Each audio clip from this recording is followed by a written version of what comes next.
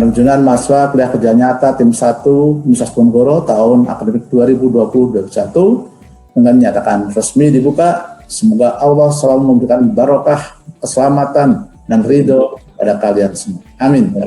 Perkenalkan, nama saya Bella Karbela, mahasiswa S1 Teknik Geodesi Universitas Diponegoro Angkatan 2017. Saat ini saya sedang menjalankan kuliah kerja nyata Universitas Diponegoro Tim 1 tahun 2021 dengan tagline KKN Pulang Kampung. Perkembangan negara saat ini dengan adanya pandemi COVID-19 mengharuskan adanya physical atau social distance, berdampak pada upaya yang harus dilakukan dengan melakukan perubahan model KKN yang dijalankan. Salah satu perubahannya adalah KKN yang biasanya dilakukan secara kelompok, maka saat ini dilakukan secara individu. KKN yang biasanya dilakukan di lokasi yang ditentukan oleh LPPM berbasis desa binaan, maka saat ini ditentukan sendiri oleh mahasiswa berdasarkan lokasi domisili atau kampung halaman dari mahasiswa tersebut. Tema KKN kali ini adalah pemberdayaan masyarakat di tengah pandemi COVID-19 berbasis pada tujuan pembangunan berkelanjutan. KKN berlokasi di Desa Winduaji, Kecamatan Paninggaran, Kabupaten Pekalongan, Jawa Tengah, Indonesia. Desa Winduaji memiliki luas wilayah kurang lebih 3,544 km persegi.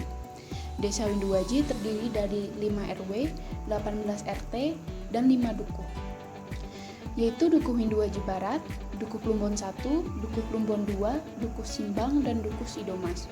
Adapun batas wilayah Desa Winduaji adalah di sebelah barat berbatasan dengan Desa Werdi dan Desa Natogiwang, di sebelah timur berbatasan dengan Desa Krendegan, di sebelah utara berbatasan dengan Desa Domiang dan Desa Natogiwang, dan di sebelah selatan berbatasan dengan Kecamatan Kandang Serang, Kabupaten Pekalongan.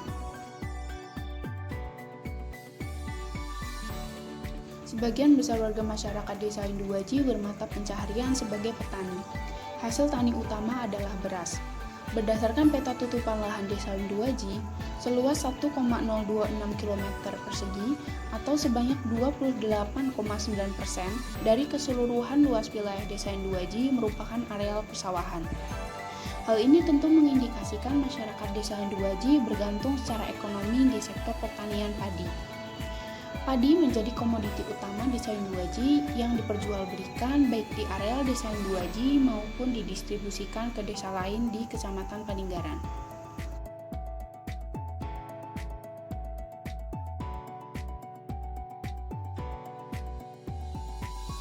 Perubahan iklim dan perubahan tutupan lahan dari yang semula kawasan hutan atau vegetasi menjadi pemukiman menimbulkan potensi-potensi terjadinya bencana tanah longsor. Desa Winduaji menjadi salah satu wilayah yang sedang mengalami perkembangan pembangunan. Namun hal ini juga disertai dengan bencana-bencana yang terjadi di wilayah Desa Winduaji. Pada tahun 2019 dan 2020, secara berturut-turut di Desa Winduaji terjadi bencana tanah longsor.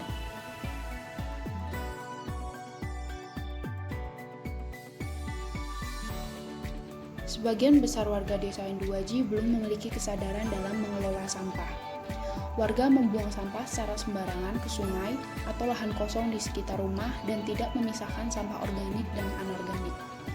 Di Desa Winduaji tidak ada tempat atau lokasi khusus yang disediakan untuk membuang sampah. Pemerintah Desa Winduaji sebagai pengambil kebijakan harus menyediakan solusi pengelolaan sampah di Desa Winduaji. Dari mulai penyediaan tempat sampah sampai dengan pemanfaatan sampah yang masih dapat didaur ulang.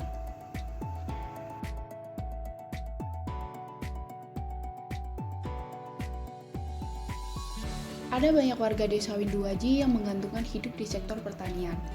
Penghasilan dari sektor pertanian cenderung tidak menentu, karena hasil pertanian akan sangat dipengaruhi oleh kondisi lingkungan dan cuaca. Hal itu jelas berdampak pada stabilitas ekonomi warga Desa Winduaji. Ada juga warga Desa Winduaji yang membuka usaha sebagai pekerjaan, namun usaha tersebut belum ada yang mampu menyerap tenaga kerja di sekitar. Hal ini menjadikan banyak warga Desa Winduaji yang memilih merantau keluar kota atau luar negeri untuk mendapatkan penghasilan yang lebih tetap dan pasti.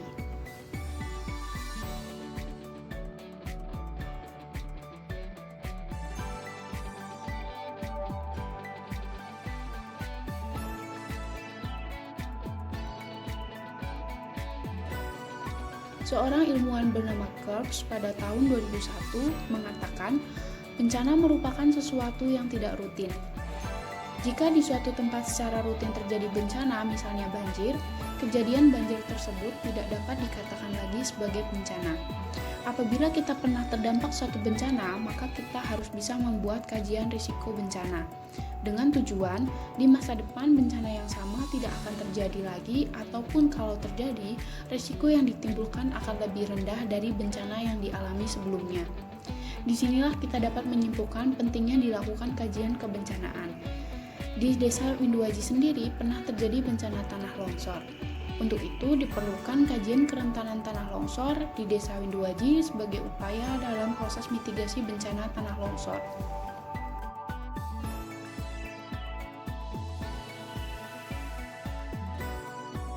Manfaat yang dapat diperoleh dari program bimbingan pendaftaran usaha warga di Google Maps yaitu peningkatan promosi usaha warga RW 2 Desa Winduaji ke jaringan yang lebih luas.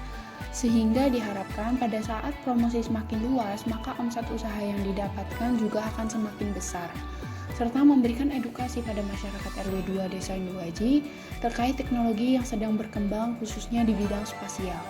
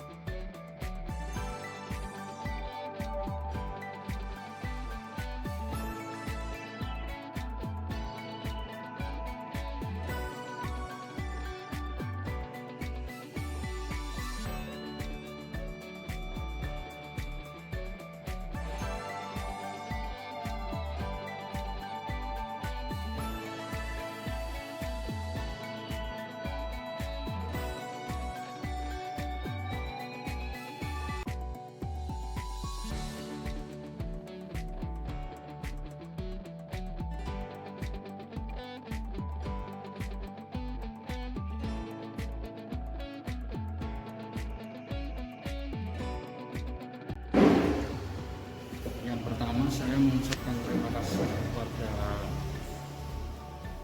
mahasiswa KKN dari Undip Fakultas Teknik jurusan Geodesi ya,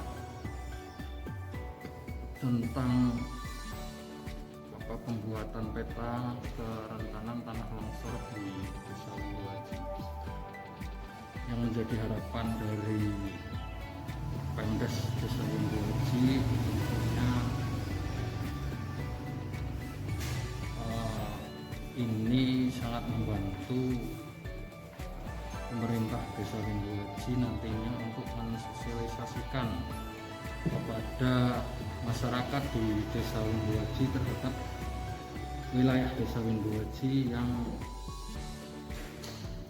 rentan terhadap longsor, untuk supaya bisa mengantisipasi supaya tidak terjadi tanah longsor atau meminimalisir kejadian tanah longsor dengan cara yang sudah tadi disosialisasikan atau dipaparkan melalui video. Atas nama pemerintah desa, saya bisa menangkap bahwa sebenarnya Desa Winduaji ini sangat besar potensi longsor, dan yang paling diwaspadai adalah untuk wilayah RW ya, wilayah RW 3 dan RW 5. Oleh karena itu, setelah kita mengetahui bahwa potensi longsor di RW 3 dan RW 5 itu sangat besar ya, Maka saya berharap kepada pemerintah Desa Windoaji untuk bisa mensosialisasikan kepada warga masyarakat, terutama untuk warga masyarakat yang ada di wilayah RW 3 dan RW 5 untuk bersama-sama bagaimana untuk mengantisipasi